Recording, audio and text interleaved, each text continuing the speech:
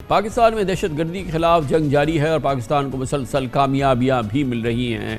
आज एक बार फिर दहशतगर्दी के खिलाफ एक और वाक़या हुआ, एक और कामयाबी मिली, जहां दहशतगर्द पाकिस्तान के अमन व अमान को तितर बत्तर करने के दर पे हैं, तो दूसरी जानिब हमारे सिक्योरिटी एहलकार दहशतगर्दों के अज़ाइम नाकाम बनाने के लिए कुर्बानियाँ दे रहे हैं। आज भी कराची में दहशतगर्दों को इबरतनाक शिकस्त हुई है, जब सुबह 6:50 पर लाडनी में जापानी शहरियों की गाड़ी पर 2 दहशतगर्दों ने हमला किया। हमले में खुदकुश बमबार ने अपने आप को धमाके से उड़ा लिया, जबकि दूसरा दहशतगर्द पुलिस की फायरिंग से मारा गया। हमले में तमाम जापानी बाशिंदे बिल्कुल महफूज रहे। जापानी शहरी कराची में निजी कंपनी के मुलाजिम थे और 3 गाड़ियों के काफिले में सफ़र कर रहे थे। दहशतगर्दों से मुकाबले में प्राइवेट कंपनी का एक सिक्योरिटी गार्ड जाँ बहक हुआ, जबकि एक सिक्योरिटी गार्ड और एक राहगीर जख्मी हुए। आज के दहशतगर्द हमले की जिम्मेदारी अभी तक किसी तंजीम ने कबूल नहीं की है। DIG ईस्ट असफर महिसर ने वाक़े की तफसीलात बताते हुए कहा कि एक दहशतगर्द ने गाड़ी के करीब आकर खुद को धमाके से उड़ाया, जबकि दूसरे ने गाड़ी पर फायरिंग की। वाक़े के ऐनी शाहिद और गैर मुल्कियों के काफिले में शामिल सिक्योरिटी गार्ड्स ने दहशतगर्द हमले का आंखों देखा हाल सुनाया। पुलिस के मुताबिक मारे गए दहशतगर्द की शनाख्त सुहेल के नाम से हुई है, जिसका ताल्लुक बलूचिस्तान से है। ये दहशतगर्द कानून नाफिज करने वाले इदारों को मतलूब भी था, जबकि खुदकुश हमला आवर की शनाख्त हाल नहीं हुई है। पुलिस के मुताबिक दोनों दहशतगर्द अलग सुबह एक साथ मोटरसाइकिल पर इस इलाके में पहुंचे थे। अल्लाह का शुक्र है कि आज कराची में दहशतगर्द हमला नाकाम बना दिया गया, लेकिन मुस्तकबिल में ऐसे किसी भी दहशतगर्द वाक़ई की पेश की मालूमात को मुमकिन बनाने के लिए बहरहाल एक इंटेलिजेंस निज़ाम को मज़ीद मजबूत बनाना होगा।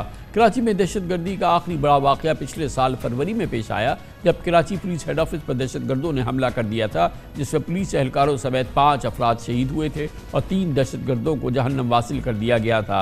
इस हमले की जिम्मेदारी कलअदम तहरीक तालिबान पाकिस्तान ने कबूल की थी, जबकि गुज़िश्ता चंद बरसों के दौरान कराची में चीनी बाशिंदों को भी कई बार हदफ बनाने की कोशिश की गई है। इन हमलों की तफसीलात जानते हैं इस रिपोर्ट में। दहशतगर्दी की एक और नाकाम वारदात, इस पर बात करते हैं। इसकी तफसीलात हमें देंगे हमारे ब्यूरो चीफ कराची में तलहा हाशमी। बहुत बहुत शुक्रिया तलहा हाशमी साहब। ये बताइएगा कि अब तक की जो इन्वेस्टिगेशन हुई है उसमें क्या क्या पता चल सका है इस पूरे वाक़े के हवाले से। यकीनन ये दहशतगर्दी की वाक़या, ये एक और वारदात नाकाम भी हुई और बुरी तरह से नाकाम हुई, दहशतगर्द मारे भी गए, लेकिन बहरहाल ये एक बहुत बड़ा एक ब्रीच है, सिक्योरिटी ब्रीच है, इंटेलिजेंस ब्रीच है। अब तक हमें इस वाक़े के बारे में क्या पता चला? कामरान साहब, इस वाक़े से मुतालिक इस किस्म की थ्रेट बहरहाल मौजूद थी, जो कि मेरी इंटेलिजेंस ज़राए से बात हुई, वो बताते हैं कि इस तरह की थ्रेट मौजूद थी। अब ये जो दोनों दहशतगर्द हैं, ये यहाँ पे कराची में मौजूद थे और ये कराची में मलीर के इलाके में रह रहे थे। आज जिस वक्त ये वाक़या पेश आया, उससे तकरीबन 50 मिनट कबल ये दोनों दहशतगर्द वहाँ पर मौजूद थे, एक मोटरसाइकिल पर थे।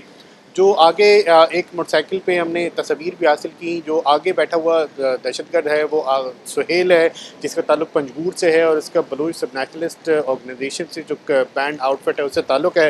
वो बाइक चला रहा था और जो दूसरा सुइसाइड बॉम्बर है जिसने अपने आप को उड़ाया, उसकी शनाख्त अभी तक नहीं हो पाई है। वो मलीर में रह रहे थे, मलीर कोर्ट के पीछे वाले रास्ते से होते हुए ये पहुँचे हैं वहाँ पर, और इस कॉन्वॉय के आने के तकरीबन 40 से 50 मिनट कम अज़ कम कबल वहाँ पर मौजूद थे और वहाँ पर इसको देख रहे थे। 2 दिन से कम अज़ कम, जो मेरी बात हुई ज़राए से, 2 दिन इन्होंने रैकी की है। दोनों दिन से ही रैकी कर रहे थे। जिस वक्त ये आया है कॉन्वॉय, तो एक जो सुसाइडर था उससे उसको अप्रोच करने की कोशिश की, लेकिन चूँकि आगे जो गार्ड्स की गाड़ी थी उससे वहाँ पे वो उससे फटा और उसका जो इम्पैक्ट था उसके साथ ही एक जो सुजुकी जा रही थी उसने ले लिया। फिर गार्ड ने भी फायरिंग की। इसी अवस्था में फायरिंग की आवाज़ उनके शराफी कोर्ट की पुलिस मोबाइल वहाँ पर पहुँची है और वहाँ पे उस दहशतगर्द का जो कि छुपा हुआ था सुहेल, वहाँ से उसका इनकाउंटर हुआ है। और ये पुलिस की एक बहुत ज़बरदस्त कामयाबी है कि वो पुलिस एहलकार जो कि शराफी कोर्ट थाने के मोबाइल का पुलिस एहलकार था, वहाँ पहुँचा और उसने उसको मुकाबला किया, हेडशॉट लिया और हेडशॉट लेके उसका कला कमा कर दिया। तो यहाँ तक तो ये बात बिल्कुल ठीक है कि इसको जो है इस दहशतगर्दी की बड़ी वारदात को, कार्रवाई को और कौमी एक जो बेइज्जती होती है हमारी, ज़ाहिर है जो गैर मुल्की थे वहाँ पे, उसको बचा लिया गया। अब उसके बाद वहाँ से उनको निकाला गया और ये जो मेरी बात हुई, ये मिस्टेकन आइडेंटिटी थी। जो चाइनीज़ के वो समझिए कि ये चाइनीज़ हैं, ये जापानीज़ थे। अब इसमें जो दहशतगर्द मारा गया पुलिस एहलकार की फायरिंग से, वो कानून नाफिज करने वाले इदारों को मतलूब था। उसने सिक्योरिटी इदारों का एक कार्ड भी बनवा रखा था, पंजगूर से उसका ताल्लुक था और उसकी जो मतलूब होने की जो इंफॉर्मेशन है वो सिंध में जो लॉ इन्फोर्समेंट एजेंसीज़ हैं, जो इंटेलिजेंस एजेंसीज़ हैं, उनके पास मौजूद थी और ये बताया गया था कि ये कोई कार्रवाई कर सकता है और आज उसने ये कार्रवाई की, उसको एलिमिनेट कर दिया गया। अब उसके जो ताने बाने हैं, ज़ाहिर है इसके बलोच सब नेशनलिस्ट से मिलते हैं, क्योंकि ये इसी तरह की कार्रवाई थी कि अगर आपको याद होगा कि 14 अगस्त 2021 को मोजको के करीब एक बस पे जो एक मिनी ट्रक था उस पर ग्रेनेड हमला किया गया था, जिसमें बच्चों और ख़वातीन समेत 15 से ज़ायद अफराद जाँ बाक हो गए थे।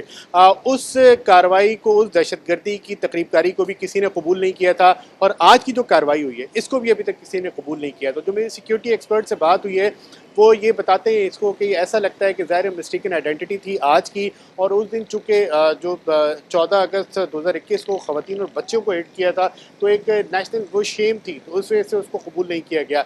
अब इसके ताने बाने बलूचिस्तान से मिलते हैं, इस पर टीम्स काम कर रही हैं। ये मलीर में आके रह रहे थे और बताया जाता है कि जहाँ पे मलीर में रह रहे थे तो इनके सहूलतकार यहाँ पे मौजूद थे और उस पर जो मुख्तलिफ इंटेलिजेंस एजेंसीज़ हैं, लॉ इन्फोर्समेंट एजेंसीज़ हैं, वो काम कर रही हैं। लेकिन एक जानिब ज़रूर ये अटैम्प्ट हुआ है, लेकिन पुलिस की जो बड़ी दिलराना कार्रवाई है और नेशनल हीरो है वो पुलिस एहलकार जिसने उसको एलिमिनेट किया, ये उसी तरह की कार्रवाई थी जिस तरह कराची स्टॉक एक्सचेंज में सिंध पुलिस के एक नौजवान ने जो दहशतगर्दों का कला कमा किया था, तो आज भी सिंध पुलिस के नौजवान ने दहशतगर्दों का कला कमा किया और जो सिक्योरिटी गार्ड है उन्होंने भी बड़ी दिलेरी से, बड़ी बहादुरी से उसका मुकाबला किया और वो फायर करते रहे और उसके इस तरह जो है ये किसी एक बड़ी बहुत बहुत शुक्रिया तलहा हाशमी हमारे साथ मौजूद थे।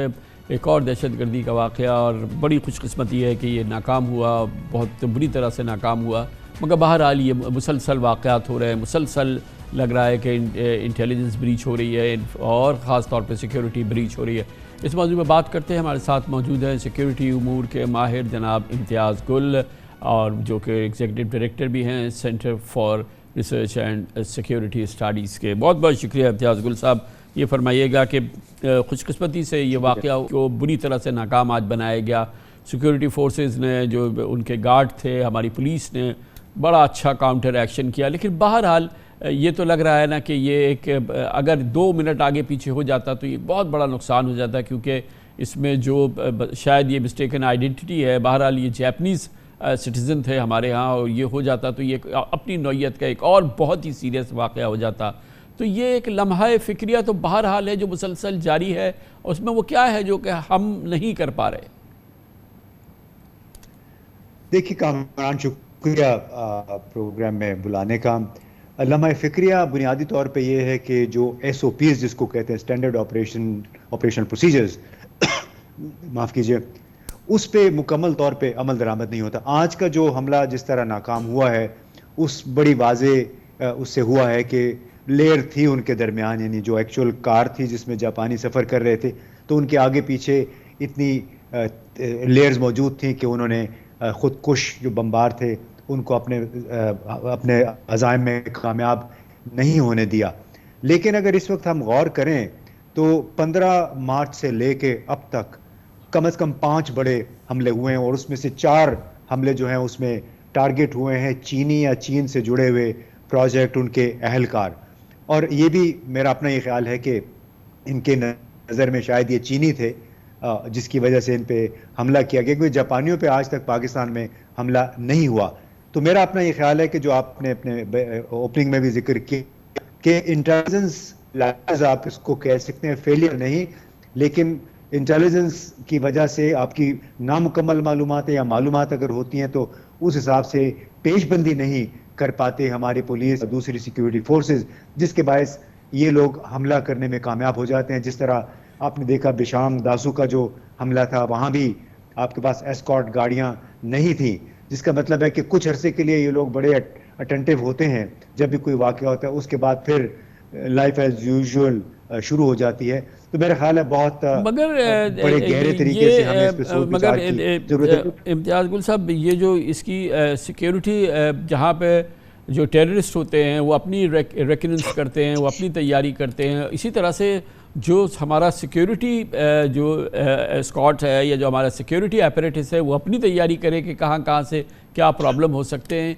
ये तो एक सिटिंग डक वाली सिचुएशन है कि मेन रोड है जहाँ पर कि बड़ी ट्रैफिक है, ये जो हमारे फॉरेनर्स हैं, चाइनीज़, जापानीज़, आगे पूरा बहुत बड़ा ये इंडस्ट्रियल एरिया है कराची का, क्रिटिकल, और वहाँ पे एक बीचों बीच एक स्पीड ब्रेकर बना हुआ है मेन रोड पे, और जिसका मतलब ये कि ऑब्वियसली वहाँ पे डेड स्लो हो जाती है वो गाड़ी जो आती है, और बिल्कुल एग्जैक्टली वैसे ही हुआ। वैसे ही टेररिस्ट ने उसकी रेकी करके रखी हुई थी, जैसे ही वो गाड़ी स्लो हुई वैसे ही उसने अपने आप को एक्सप्लोड किया। तो बेसिक जो हमारे जो सिक्योरिटी अपरेटस को काम करना है, पुलिस को और दूसरी इदारों को, वो ऐसा लग रहा है कि वो नहीं कर रहा है। कि इतनी मेन रोड पे अगर इतना बड़ा स्पीड ब्रेकर है तो ये तो वैसे ही इस किस्म की जहाँ पे भी ट्रैफिक स्लो होती है इस किस्म के टारगेट को हिट किया जाता है। दुनिया भर में ऐसा देखने में आया है। बिल्कुल आपने सही कहा कि कोई बहुत बड़ा नुक्स है हमारी तमाम जो सिक्योरिटी अरेंजमेंट्स हैं उनमें, इसलिए कि मुझे ये नहीं समझ आती कि आपको मालूम हो गया है काफ़ी अरसे से कि चीनी है या जापानी है या कोई भी फॉरेनर है, वो अब उस जंग का टारगेट है, हदफ है जो पाकिस्तान पे इस वक्त मुसल्लत की गई है, जिसको आप हाइब्रिड वॉरफेयर कह लें, इसको आप प्रॉक्सी वॉर कह लें। तो फिर उनको मामूल के मुताबिक उनकी ट्रांसपोर्टेशन पे बहुत बड़ा सवालिया निशान है कि क्या आप रूट बदल के नहीं जा सकते, क्या आपको उनको दूसरे तरीके से कारखानों की तरफ ट्रांसपोर्ट नहीं कर सकते। यानी तो मैं कहूँगा बड़ी क्रूड सी बात है कि बड़ी बेवकूफ़ी की ये पॉलिसी है कि आप उनको, जिससे आपने कहा कि एक बड़ी सड़क पे और ऐसी सड़क पे जहाँ पे स्पीड ब्रेकर्स भी हैं, कंजेशन भी है, वहाँ से आप इनको ट्रांसपोर्ट कर रहे हैं कारखानों की तरफ। तो मेरा ख्याल है इस पर बहुत ज़्यादा सोच विचार की ज़रूरत है, क्योंकि पाकिस्तान इस वक्त बिलाशुबा 2 महाज़ों पे घिर चुका है, चाहे वो ईरान बलूचिस्तान है, चाहे खैबर पख्तूनख्वा और अफ़गानिस्तान है। और उसकी वजह से ये ख़तरा अब मुसलसल रहेगा, और इसका वाहिद टारगेट यही है कि अब तक जो यहाँ पे फॉरेनर्स आ रहे हैं, चाहे वो जापानी हैं चाहे चीनी हैं, उनको भी यहाँ से भगा दिया जाए। बहुत बहुत शुक्रिया इम्तियाज़ गुल हमारे साथ मौजूद थे।